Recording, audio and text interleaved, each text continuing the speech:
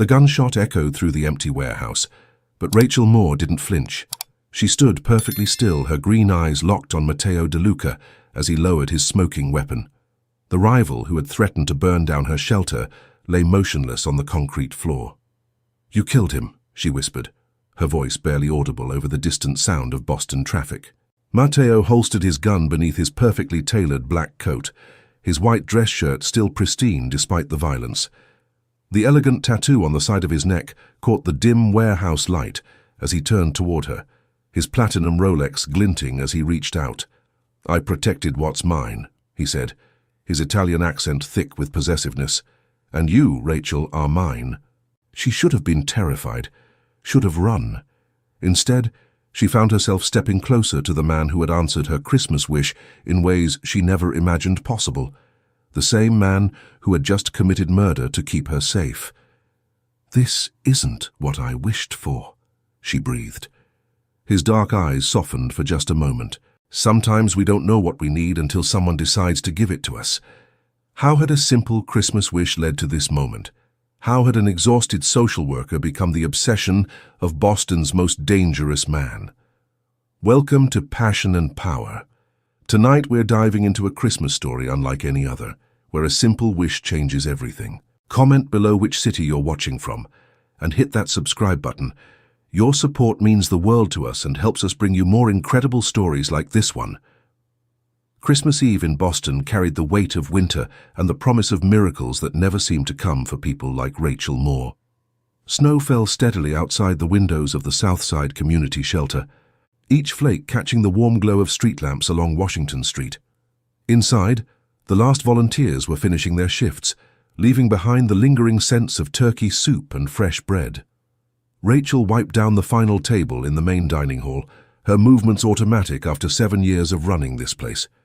At 31, she had dedicated her life to helping others find hope in a neighborhood where hope was often the first casualty. Her auburn hair was pulled back in a messy bun, wisps escaping to frame her tired face. She wore a simple green sweater that had seen better days and jeans with a small tear at the knee. Practical clothes for practical work. The shelter occupied a converted church building on the corner of Washington and Herald Streets, its red brick facade, weathered but sturdy. Rachel had fought for every dollar that kept these doors open, writing grant proposals late into the night and personally appealing to anyone who would listen. The neighborhood around them was changing, luxury condos rising where tenements once stood, artisanal coffee shops replacing corner stores that had served the community for decades. "Rachel, you heading out?" called Maria, the last volunteer, as she pulled on her winter coat. "My daughter's expecting me for midnight mass." "Go ahead," Rachel replied, forcing a smile. "I'll lock up."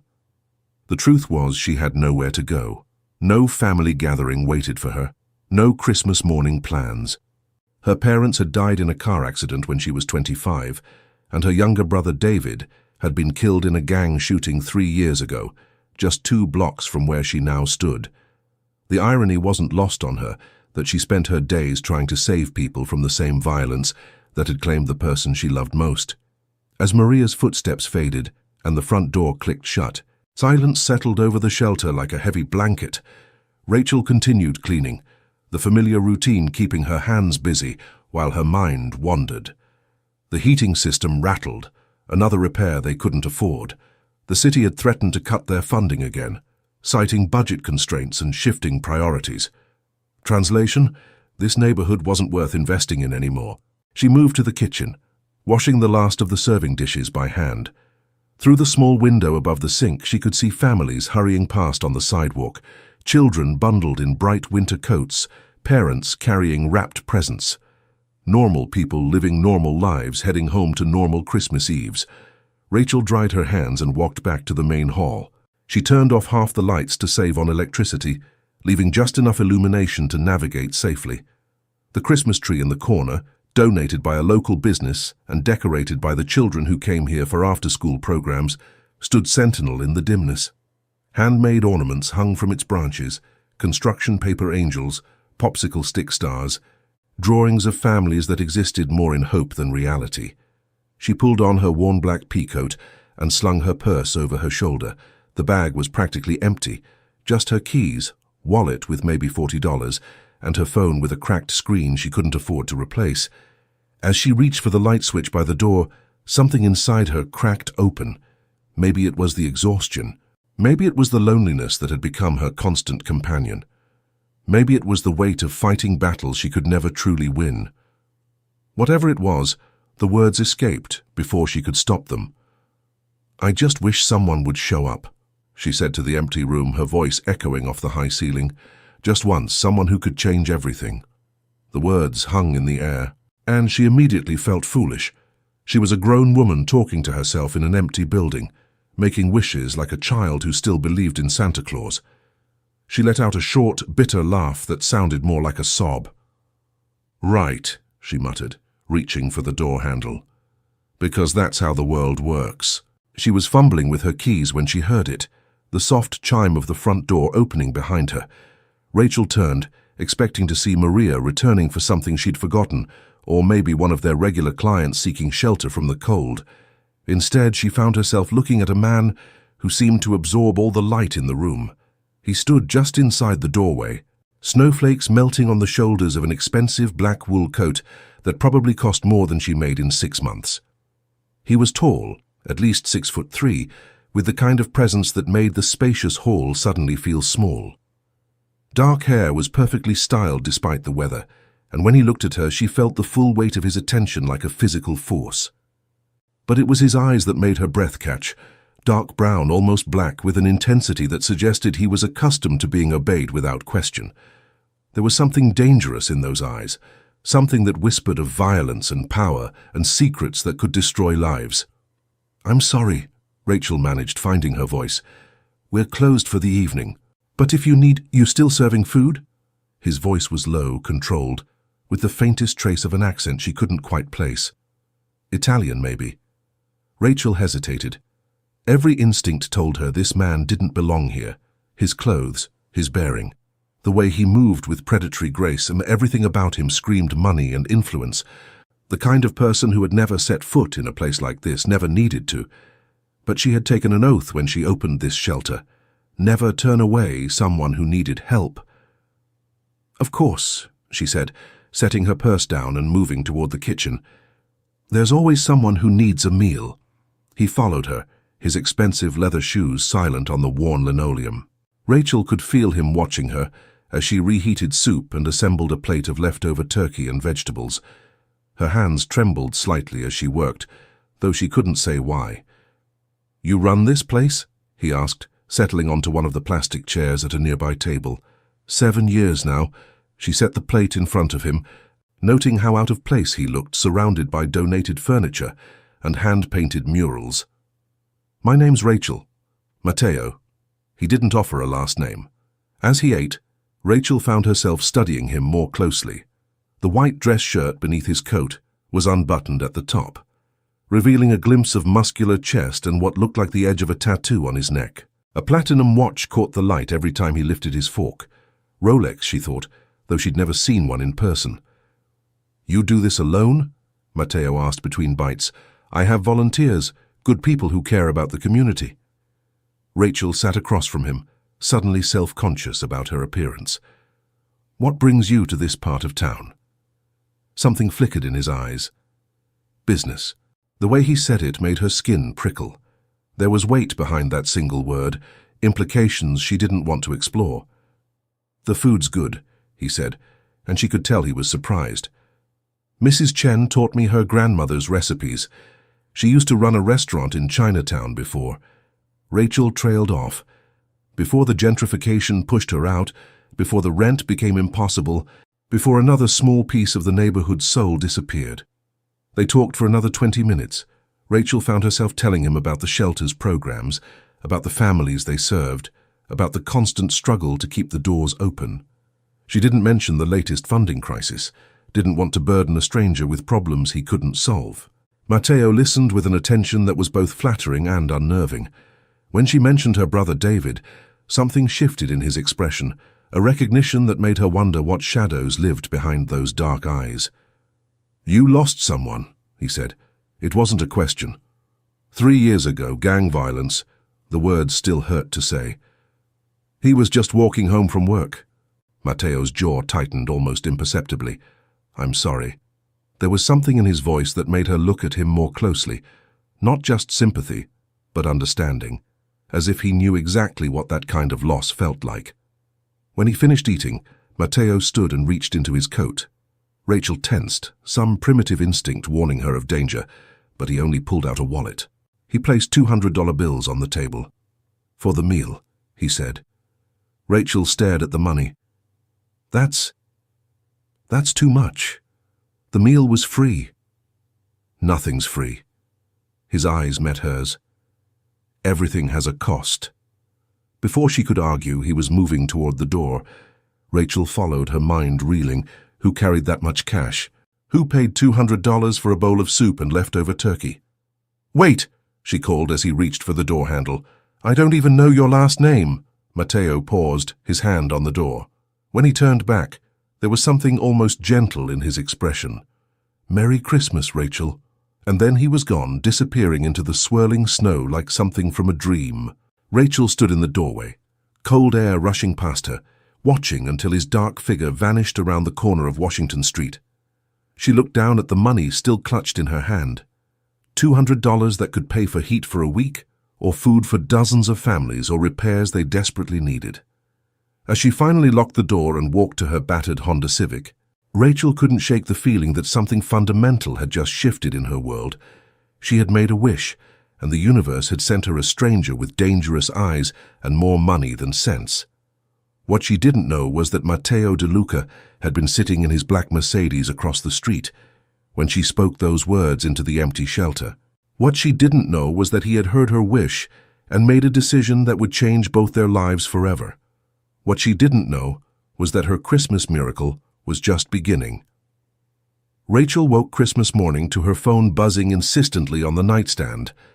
She fumbled for it in the dim light of her studio apartment, squinting at the screen. 7 missed calls from Maria, 3 from the shelter's board president, and a text message that made her sit bolt upright. Call me now, something happened at the shelter. Good something. Call me. Her heart racing, Rachel dialed Maria's number while pulling on yesterday's jeans. Rachel, oh my God, where have you been? Maria's voice was breathless with excitement. You need to get down here right now. What's wrong? Did something happen to the building? Nothing's wrong, everything's right, just get here. 20 minutes later, Rachel stood on the sidewalk outside the shelter, staring at the small crowd gathered around the front door. Maria rushed toward her, practically bouncing with excitement. Look! She thrust a thick manila envelope into Rachel's hands. It was taped to the door when I got here this morning, along with this. She handed Rachel a smaller envelope with her name written in elegant handwriting. Inside was a simple card. Every wish deserves an answer. M. Rachel's hands shook as she opened the manila envelope. Inside were legal documents, bank statements, and a letter on expensive letterhead from one of Boston's most prestigious law firms. As she read, her knees nearly gave out.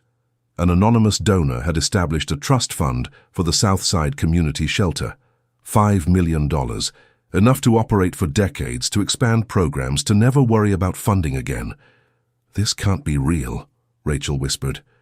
It's real, said Tom Bradley, the shelter's board president, appearing at her elbow. I've been on the phone with the lawyers for an hour. Everything's legitimate. The money's already been transferred. Rachel's mind reeled. $5 million. Anonymous donor. The card signed with a single initial, Monsieur Mateo. The stranger who had appeared in her shelter last night, who had paid $200 for a free meal, who had listened to her talk about funding problems with those intense dark eyes. Somehow, impossibly, he had done this. Who is he? Maria asked, reading over Rachel's shoulder. This M person? I don't know. It wasn't entirely a lie. She knew his first name, knew he had money and power, knew there was something dangerous about him. But she didn't really know who Mateo was, or why he would do something like this. The rest of Christmas Day passed in a blur of phone calls and paperwork. The lawyers needed signatures, the bank required verification, the board wanted emergency meetings. Through it all, Rachel kept thinking about the man who had sat in her shelter eating soup, who had looked at her with those knowing eyes when she mentioned her brother's death. 3 days later, Matteo returned. Rachel was in the kitchen preparing lunch when she heard the front door chime. Something made her look up from the vegetables she was chopping, and there he was, standing in the doorway like he belonged there. Today he wore a charcoal grey suit that probably cost more than her car, the white dress shirt open at the collar, revealing that tantalizing glimpse of tattoo. The platinum Rolex caught the afternoon light streaming through the windows. "Afternoon, Rachel." Her name sounded different in his voice, intimate, possessive. "You did it." She set down her knife, wiping her hands on her apron. "The donation? That was you." He didn't deny it. "You wished for someone to change everything." $5 million? Her voice rose slightly. "That's not changing everything. That's... What? Impossible. People don't just give away that kind of money to strangers." Matteo moved closer, and Rachel became acutely aware of how small the kitchen suddenly felt. He radiated a kind of controlled power that made her pulse quicken. "I'm not most people. Who are you?" The question came out as barely a whisper. Instead of answering, he reached into his jacket and pulled out a thick envelope. "The shelter's not the only thing that needs attention." Rachel opened it to find a lease agreement for a 2-bedroom apartment in Back Bay, one of Boston's most expensive neighborhoods. The monthly rent was more than she made in 6 months, but according to the paperwork, it was paid in full for 2 years. "I can't accept this. You can't stay in that studio apartment above the laundromat. It's not safe." The casual way he said it made her blood run cold. "How do you know where I live?" Matteo's expression didn't change, but something shifted in his eyes. "I know a lot of things, Rachel. I know you work 16-hour days and eat 1 meal a day, so there's more food for the people you serve. I know you haven't taken a real vacation in 7 years. I know you cry yourself to sleep some nights thinking about your brother." "Stop." The word came out sharper than she intended. "You don't know anything about me. I know you're stronger than you realize. I know you've been fighting battles alone for too long." He stepped closer, and she caught a hint of expensive cologne mixed with something darker, more dangerous. "I know you made a wish, and I decided to answer it." "Why?" The question hung between them like a challenge. For a moment, Matteo's carefully controlled mask slipped. She saw something raw in his expression, something that looked almost like loneliness. "Because I understand what it's like to lose everything that matters." Before she could respond, the kitchen door swung open and Maria bustled in, stopping short when she saw Matteo. "Oh, I'm sorry, I didn't know you had a visitor. Maria, this is Matteo." "Matteo, Maria volunteers here." Maria's eyes widened as she took in his expensive clothes and commanding presence. "Are you the anonymous donor? The one who saved us?" Matteo's expression smoothed back into polite neutrality. "I'm just someone who believes in what Rachel's doing here." After Maria left, Rachel found herself alone with Matteo again. The tension in the room was almost palpable. "I need to know who you really are," she said. "People don't just have $5 million lying around to give away. They don't know where strangers live or what they eat for dinner. Some questions are better left unasked." "That's not an answer." Matteo studied her for a long moment, and she had the unsettling feeling he was weighing something important. "I'm someone who gets what he wants, Rachel. Always." There was something in his tone that made her shiver. Not fear, exactly, but recognition of a power she didn't understand. "What do you want from me?" The question seemed to surprise him. For a moment, his guard dropped completely, and she saw something vulnerable in those dark eyes. "I want to take care of you." The simple statement hit her like a physical blow. When was the last time someone had wanted to take care of her? When was the last time she hadn't been the one doing all the caring, all the giving, all the sacrificing? "I don't need taking care of." "Everyone needs taking care of." His voice was gentle now, almost tender. "Even someone as strong as you." Rachel felt tears prick her eyes and blinked them back furiously. She couldn't afford to be weak, couldn't afford to let this stranger with his dangerous eyes and impossible generosity see how desperately she wanted what he was offering. "I should get back to work," she said, turning toward the stove. Matteo's hand caught her wrist, his touch sending electricity up her arm. His skin was warm, his grip firm but careful. "Have dinner with me tonight." It wasn't really a request. I can't. I have to. The shelter closes at 8. I'll pick you up at 9. I don't even know your last name. Something flickered across his face. DeLuca. Matteo DeLuca. The name meant nothing to her, but the way he said it suggested it should. There was weight behind those syllables. History and power and secrets she couldn't begin to guess at. One dinner, he said, his thumb brushing across her pulse point. What's the harm in that? Rachel looked into his eyes and saw her own loneliness reflected back at her. Whatever Matteo DeLuca was hiding, whatever dangerous world he came from, he was offering her something she hadn't had in years, someone who wanted to take care of her instead of the other way around. One dinner, she agreed. His smile was like sunrise after the longest night. Wear something nice. I'm taking you somewhere special. After he left, Rachel stood in the kitchen trying to process what had just happened. She had a $5 million trust fund, a luxury apartment she couldn't afford, and a dinner date with a man who knew too much and revealed too little. She also had the strangest feeling that her life had just taken a turn from which there would be no going back. As she returned to chopping vegetables, Rachel didn't notice the black Mercedes parked across the street, or the way Matteo sat behind the wheel watching the shelter with the patience of a predator who had found his prey. She had made a wish, and he had decided to answer it. Now all that remained was showing her exactly what that answer would cost. The restaurant Matteo chose was the kind of place Rachel had only read about in magazines. Perched on the top floor of a glass tower in the financial district, it offered panoramic views of Boston Harbor through floor-to-ceiling windows. The maitre d' greeted Matteo by name and led them to a private table in an alcove that felt like their own world. Rachel smoothed her hands over the black dress she'd borrowed from Maria, the only thing remotely appropriate for a place where the wine list probably cost more than her monthly salary. She felt out of place among the crystal glasses and silver cutlery, but Matteo seemed completely at ease. He had changed into a midnight blue suit that emphasized his broad shoulders, the white dress shirt still partially unbuttoned in that way that made her pulse quicken. The tattoo on his neck was more visible in the intimate lighting, an intricate design that looked like it might be a family crest. "You look beautiful," he said, as they settled into their seats. Rachel felt heat rise in her cheeks. "I feel like I'm playing dress-up."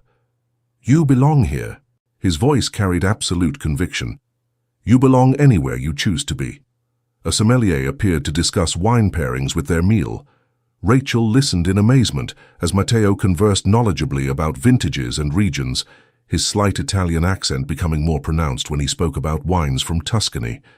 "Your family's from Italy?" she asked after they'd ordered. "Sicily. Originally. My grandfather came over in the 1950s. Matteo's expression grew distant. He believed America was the land of opportunity for those willing to take what they wanted. Something in his tone made her study his face more carefully. What kind of opportunities? The kind that required flexibility in one's moral code. Before Rachel could ask what that meant, their appetizers arrived. The conversation shifted to safer topics, her work at the shelter, his thoughts on the city's development, their shared love of old movies. But underneath the pleasant dinner conversation, Rachel sensed undercurrents she couldn't quite grasp. Matteo was charming, attentive, and clearly intelligent. He asked thoughtful questions about her work and listened to her answers with genuine interest. But there was something else there too, a watchfulness, as if he were constantly assessing threats and opportunities. "Tell me about your brother," he said as they shared dessert.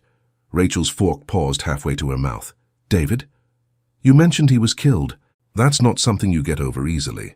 She set down her fork, the sweetness of the chocolate tart suddenly cloying. He was 26, working 2 jobs to save money for nursing school. He was walking home from his shift at the hospital when... She swallowed hard. "Wrong place, wrong time, gang shooting." Matteo's jaw tightened almost imperceptibly. "They catch who did it?" "No. The police said there weren't enough witnesses, not enough evidence, just another statistic." Bitterness crept into her voice. David wanted to help people. He was going to be a nurse, maybe work in the ER. Instead, He became just another casualty of the violence that's eating this city alive. Violence has many faces, Matteo said quietly. Sometimes it wears a badge. Sometimes it wears a suit. Sometimes it's the only language people understand. There was something in his tone that made her look at him sharply. You sound like you speak from experience. Don't we all? The deflection was smooth, but Rachel caught it. She was beginning to realize that Matteo De Luca was very good at revealing just enough to seem open while keeping his real secrets locked away. After dinner, he walked her to his car, a sleek black Mercedes that probably cost more than most people's houses. The interior was all leather and technology, and it smelled like money and power. Where to? He asked as they pulled into traffic. My apartment, I suppose. The old one, I mean. I haven't. I can't just move into that place you found. Why not? Rachel struggled to put her feelings into words. Because I don't understand any of this. The money, the apartment, this dinner. It's like a fairy tale, and fairy tales aren't real. Matteo was quiet for several blocks, navigating the late-night traffic with practiced ease. Finally, he pulled over in a small park overlooking the harbor. Get out, he said. What? Trust me. Against her better judgment, Rachel followed him to a bench facing the water. The December air was bitter cold, but Matteo shrugged out of his suit jacket and draped it around her shoulders. It was warm from his body heat and smelled like that intoxicating cologne. You want to know who I am? He said, staring out at the dark water. You want to understand why I can write a check for $5 million without blinking? Yes. He turned to face her, and in the dim light from the street lamps, his expression was unreadable. My family owns businesses throughout New England, import-export, construction, waste management, entertainment venues. We've been in Boston for 3 generations, building something that can't be destroyed by economic downturns or political changes. Rachel sensed there was more to the story. What kind of import-export? The profitable kind. That's not an answer. Matteo's smile was sharp. You're very persistent. I'm very suspicious. Normal businessmen don't carry around the kind of cash you had the other night. Normal businessmen don't know where strangers live or have the resources to investigate their personal lives. You're right. I'm not normal. Before she could respond, Matteo's phone buzzed. He glanced at the screen and his entire demeanor changed. The charming dinner companion disappeared, replaced by someone cold and dangerous. I have to take this, he said, standing and walking a few steps away. Even from a distance, Rachel could hear the tension in his voice as he spoke in rapid Italian. She caught only fragments, something about a shipment, a problem at the docks, someone named Vincent who had overstepped. When he returned to the bench, his expression was grim. I need to go. There's a situation that requires my attention. What kind of situation? The kind you don't want to know about. He was already walking back toward the car, his movements sharp and purposeful. Rachel hurried to keep up, her mind racing. Matteo, what's going on? Nothing that concerns you. He held the passenger door open for her, but his eyes were scanning the parking area like he expected trouble. The drive back to her apartment was tense and silent. When they pulled up outside the converted warehouse where she lived, Matteo didn't turn off the engine. I'll call you tomorrow, he said. Will you? Rachel studied his profile, noting the hard set of his jaw. Or will you disappear, like you never existed? Something in her voice made him look at her. For a moment his mask slipped again and she saw something almost desperate in his eyes. I'm not going anywhere, Rachel, whether you want me to or not. There was a promise in those words and a threat. After she got out of the car, Rachel stood on the sidewalk watching his taillights disappear into the night. Her mind was spinning with questions and half-formed suspicions. Import-export businesses, mysterious phone calls in Italian. The way he carried himself like violence was always an option. The casual mention of moral flexibility. As she climbed the narrow stairs to her studio apartment, Rachel couldn't shake the feeling that she was missing something important. Something that would explain the contradiction between the gentleman who wanted to take care of her and the dangerous stranger who spoke of violence like an old friend. She was unlocking her door when she heard footsteps on the stairs behind her. Rachel turned, expecting to see one of her neighbors, but the stairwell was empty, just shadows and the echo of her own imagination. But as she locked the door behind her and got ready for bed, Rachel couldn't escape the feeling that something had fundamentally shifted. The fairy tale was becoming something darker, more complex, and she was no longer sure whether Matteo De Luca was her Prince Charming or the wolf in disguise. What she didn't know was that across the street, two men in a dark sedan were taking pictures of her building. What she didn't know was that her dinner with Matteo had been observed, analyzed, and reported to people who saw her as a weakness to be exploited. What she didn't know was that by accepting Matteo's help, she had painted a target on her back. The fairy tale was about to become a nightmare. Rachel's world shattered at 3:17 a.m. when her phone rang with news that the shelter was on fire. She arrived at Washington Street to find fire trucks blocking the road and smoke billowing from the building that had been her life's work. The flames were already under control, but the damage was devastating. The kitchen was destroyed, the main hall flooded with water and foam. 7 years of memories reduced to charred wreckage and the acrid smell of destruction. Arson, Fire Chief Martinez told her as dawn broke over the ruins. Accelerant was used. This was deliberate. Rachel stood on the sidewalk in her pajamas and winter coat, watching her dream die. The insurance would cover some of the damage, but not enough. Not nearly enough. The trust fund Matteo had established would help, but rebuilding would take months, maybe years. "Any idea who might have done this?" Martinez asked. Before Rachel could answer, a familiar black Mercedes pulled up to the police barricade. Matteo emerged from the driver's seat, his face a mask of cold fury. He wore jeans and a black sweater, his hair disheveled as if he'd dressed in a hurry. The casual clothes did nothing to diminish his commanding presence.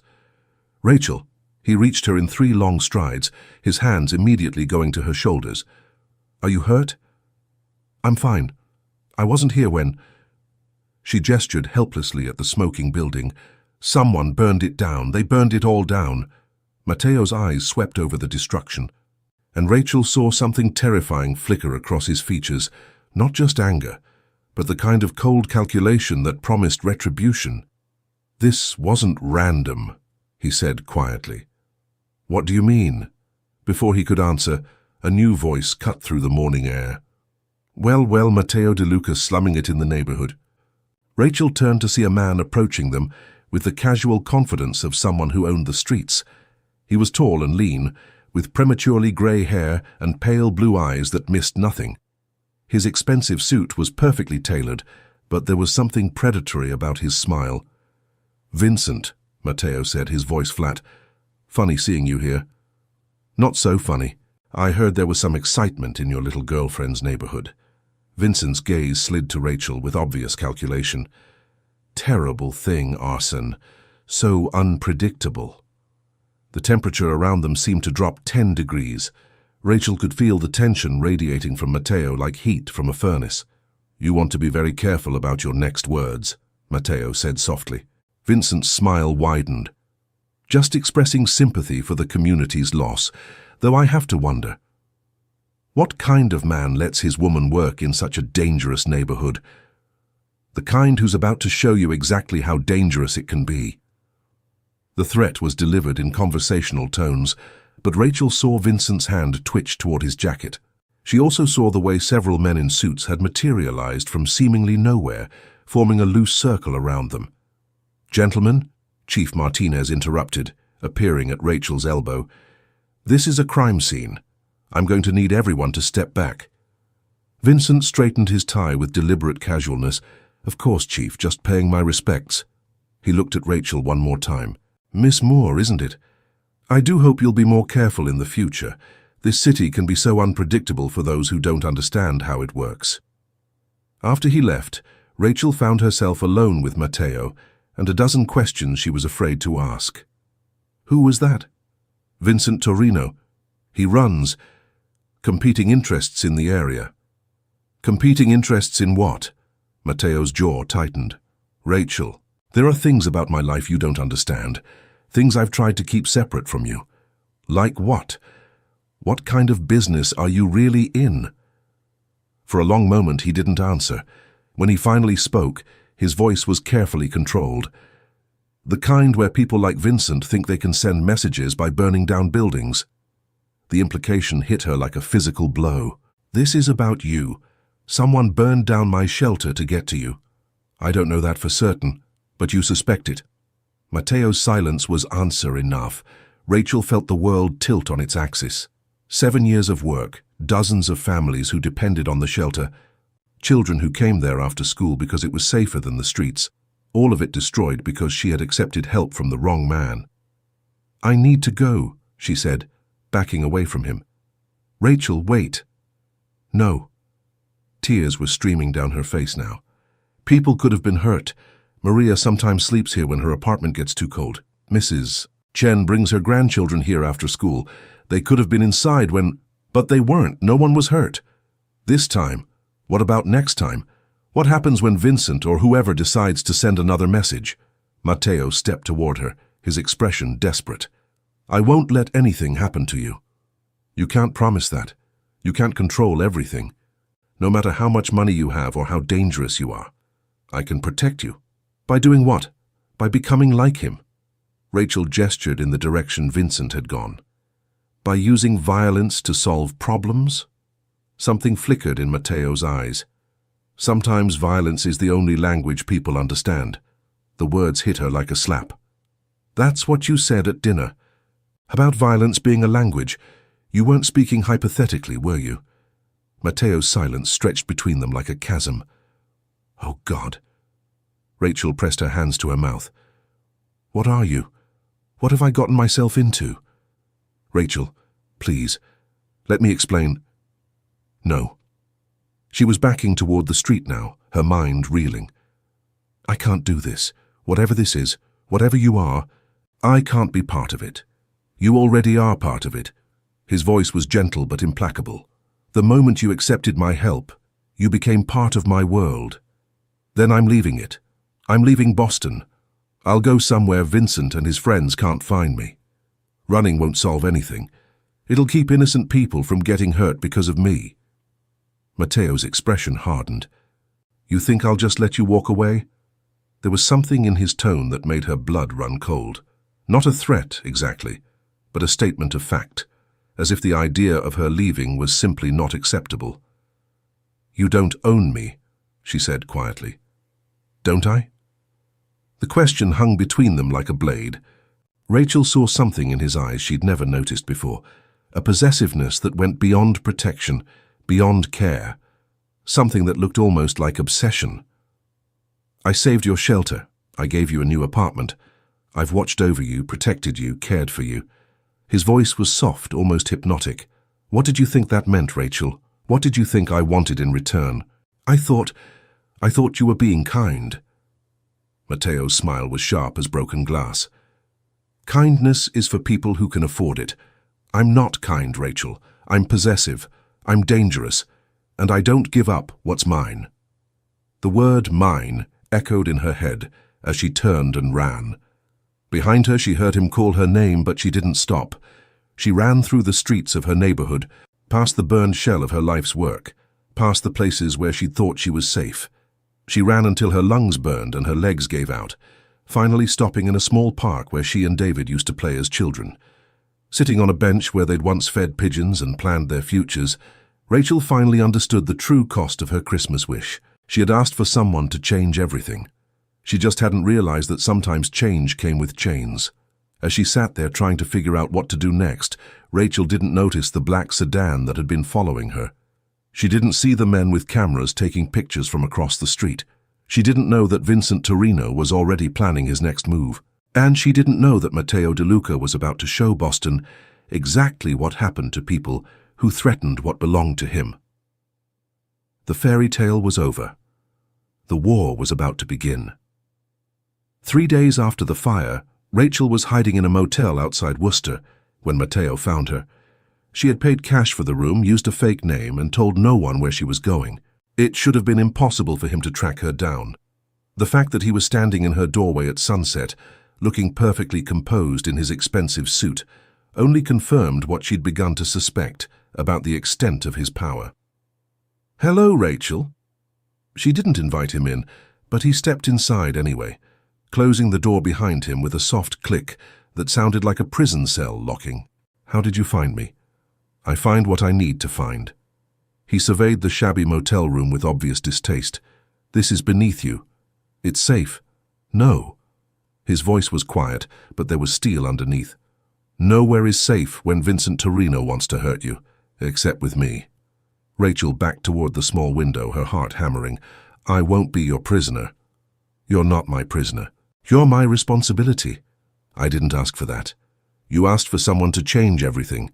Did you think that kind of change came without consequences? Matteo moved deeper into the room, and Rachel became acutely aware of how small the space was, how his presence seemed to fill every corner. He wore a black suit tonight, the white dress shirt open at the collar as always, revealing that tantalizing glimpse of tattoo. His platinum Rolex caught the dying light from the window. Vincent took something from me, he continued, his voice conversational. He burned down something I cared about, something that mattered to you, which means it mattered to me. So what are you going to do? Burn down something of his? Matteo's smile was cold as winter. I'm going to do what I should have done years ago. I'm going to end this. The casual way he said it made her blood freeze. End what?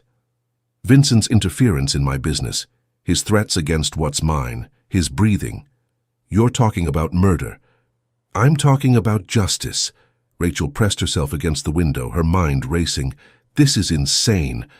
You can't just kill people because they inconvenience you. I can do whatever is necessary to protect what matters to me. He stepped closer, and she caught that familiar scent of expensive cologne and danger. And you matter to me, Rachel. More than you understand. I don't want to matter to you. I don't want any of this. Too late. His voice was gentle, almost tender.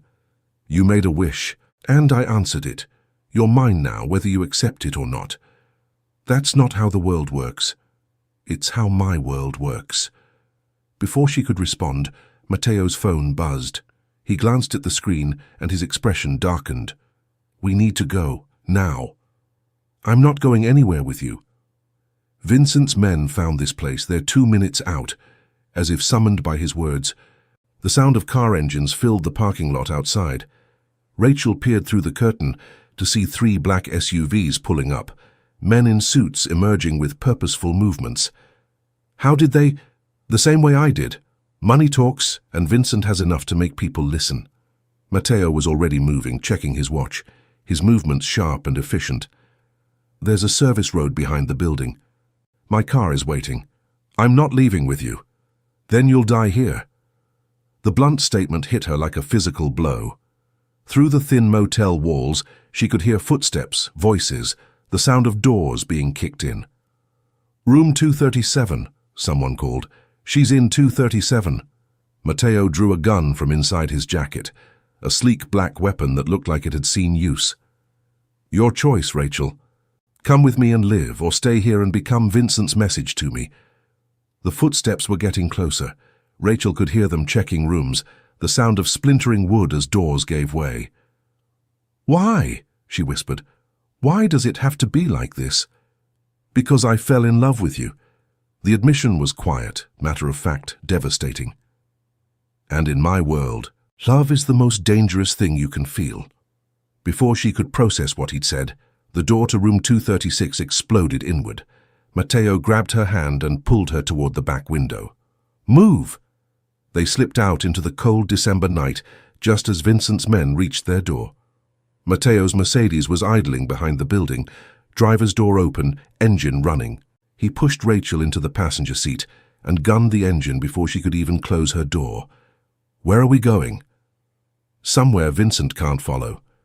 They drove in tense silence through the Massachusetts countryside, the city lights falling away behind them.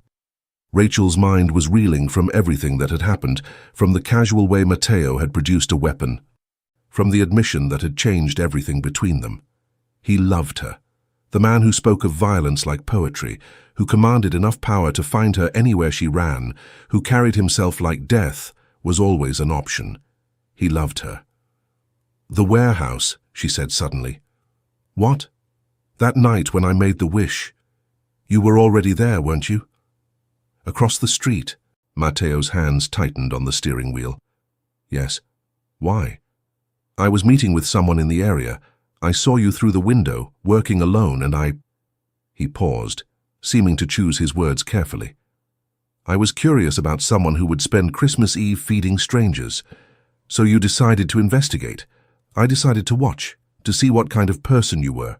And what did you decide? Matteo glanced at her, his dark eyes unreadable in the dashboard light. I decided you were worth saving, even from yourself. They drove for another hour before pulling into the driveway of a house that looked like something from a magazine. It was a sprawling colonial estate set on acres of wooded land, with security gates and cameras that tracked their approach. Welcome to my home, Matteo said as they pulled up to the front entrance. The house was beautiful, all warm wood and elegant furnishings, with artwork that probably cost more than most people made in a lifetime. But Rachel could see the security measures too. Cameras, motion sensors, bulletproof glass in the windows. It's a fortress, she said. It's safe. He led her to a guest suite on the second floor, complete with sitting area, bedroom and bathroom that was larger than her entire apartment. You'll stay here until this is resolved. How long will that take? Not long. There was something final in his voice. Vincent made a mistake when he threatened you. He's about to learn the cost of that mistake. Rachel sank onto the bed, exhaustion finally catching up with her. I never wanted anyone to get hurt. I know. Matteo sat beside her, careful to maintain distance. But sometimes hurt is inevitable. Sometimes it's the only way to protect what matters. Is that what you tell yourself when you hurt people?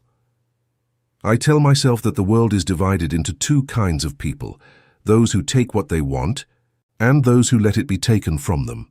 His voice was quiet, almost hypnotic. I decided a long time ago which kind I would be. And what kind am I? Matteo turned to look at her, and in his eyes she saw something that made her breath catch, not just love but reverence, as if she were something precious and fragile that he would kill to protect. You're the kind who gives everything to help others, the kind who makes wishes on Christmas Eve and believes in miracles. His hand moved to touch her face, his thumb brushing across her cheek. You're the kind who makes men like me remember what it feels like to be human. The kiss was inevitable, soft at first, tentative, then deeper, as she found herself responding despite everything. He tasted like danger and possibility, like the answer to prayers she hadn't known she was making. When they broke apart, Rachel was breathing hard. I can't do this, she whispered. You already are. People are going to die because of us. People were going to die anyway, at least this way it means something. Before she could argue, Matteo's phone rang. He glanced at the screen and stood, his expression hardening. I have to go. Vincent's made his move. What kind of move? The kind that requires a response. He moved toward the door, then paused. Rachel? Yes? I meant what I said. I love you. Whatever happens tonight, remember that. After he left, Rachel sat alone in the beautiful room, listening to the sound of cars starting in the driveway below. Through the window, she watched Matteo's convoy disappear into the night, carrying him toward a confrontation that would end with blood. She had made a Christmas wish for someone to change everything. Now she understood that some changes came with a price written in violence and paid in lives. All she could do was wait and pray that when morning came, the man she was falling in love with would still be alive to see it. Outside, snow began to fall again, covering the world in deceptive innocence. But Rachel knew that by dawn, Boston would be painted in different colors entirely. Years later, Rachel would still remember the sound of Matteo's car returning at dawn, the way her heart had stopped until she saw him walking through the front door. He had been covered in snow and something darker, his white shirt torn, his knuckles bloodied. But he had been alive. Vincent Torino was not. The official story was a gas leak explosion at one of Vincent's warehouses. The unofficial story was that Matteo De Luca had personally delivered justice for the burning of the Southside Community Shelter. Either way, the threat was over. Now, as Rachel stood in the kitchen of their Beacon Hill townhouse, watching snow fall outside the windows, she marveled at how much had changed. The new shelter was 3 times the size of the old one, serving not just meals, but offering job training, childcare, and housing assistance. The trust fund Matteo had established had grown, funding similar programs throughout the city. Mama, look! Their 4-year-old daughter Sophia came running into the kitchen, her dark curls bouncing, clutching a drawing she'd made. It showed a family of stick figures standing in front of a house with a Christmas tree. "It's beautiful, sweetheart," Rachel said, lifting Sophia onto her hip. The little girl had Mateo's dark eyes and his stubborn chin, but Rachel's gentle heart. "Papa's home!" Sophia squealed as the front door opened. Mateo appeared in the doorway, snowflakes melting on his dark hair. He wore a charcoal suit and that familiar white dress shirt, though these days the top buttons were fastened more often than not. The tattoo on his neck was still visible, and the platinum Rolex still caught the light. But there was something softer about him now, something that spoke of a man who had found his peace. "How are my girls?" he asked, kissing Sophia's forehead before pulling Rachel into his arms. "Good. The shelter served 200 families today.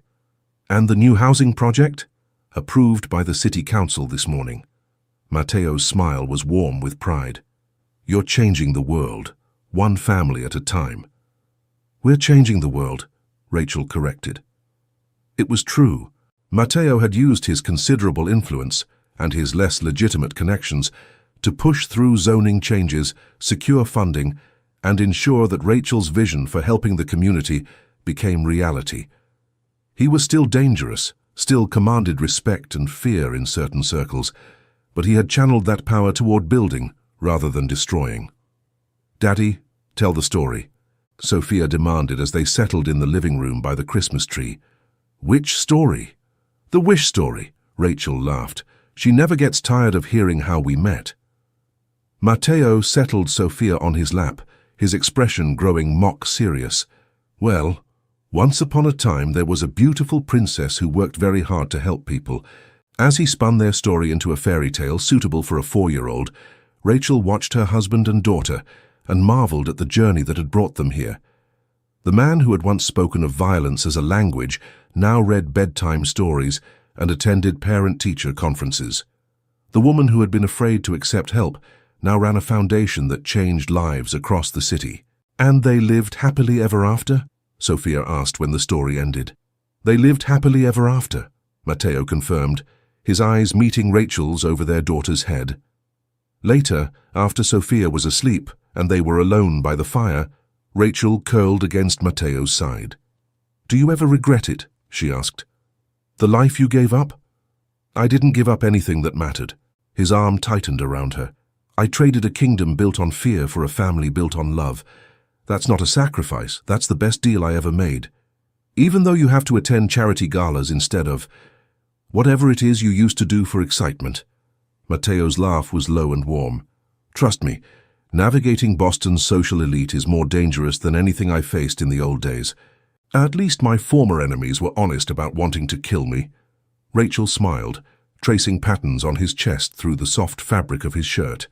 "Mrs. Pemberton from the Historical Society did look like she wanted to strangle you at the fundraiser last week. She's still angry I outbid her for that painting at the auction. The one that's now hanging in the shelter's children's room." "The very one." They sat in comfortable silence, watching the fire crackle in the hearth. Outside, Boston slept under a blanket of fresh snow, the city peaceful and quiet. "I have something for you," Mateo said suddenly, reaching into his jacket pocket. "It's not Christmas yet. It's not a Christmas present, it's an anniversary present." Rachel looked confused. "Our anniversary isn't until June." "Not our wedding anniversary." Mateo pulled out a small velvet box. "The anniversary of your wish." Inside the box was a delicate gold necklace with a small pendant, a star, simple and elegant.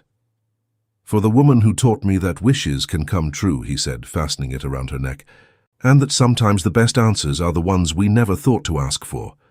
Rachel touched the pendant, feeling its weight against her skin. "I love it. I love you. Even though I'm dangerous?" "Especially because you're dangerous." She turned in his arms to face him. "You're dangerous to anyone who threatens the people you love. You're dangerous to injustice and cruelty and anyone who thinks they can prey on the innocent. That's exactly the kind of dangerous I want in my life." Mateo's kiss was soft, reverent, full of the love that had transformed them both.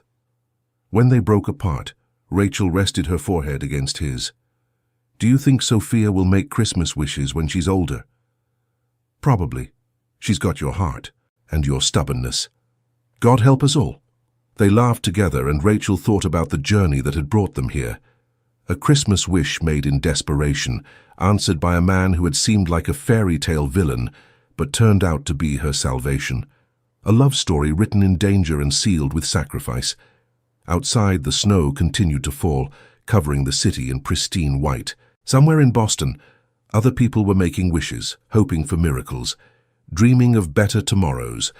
And in a townhouse on Beacon Hill, a former Mafia boss held his family close and marveled at how a single wish, spoken into the darkness, had given him everything he never knew he wanted.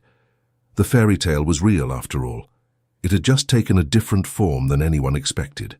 And that's how a Christmas wish changed everything here at Passion and Power. Sometimes the most dangerous love stories have the most beautiful endings. If this story touched your heart, smash that like button and let us know in the comments what you thought of Rachel and Mateo's journey. Don't forget to subscribe for more incredible stories that will keep you on the edge of your seat. Until next time, keep believing in the power of love to transform even the darkest hearts.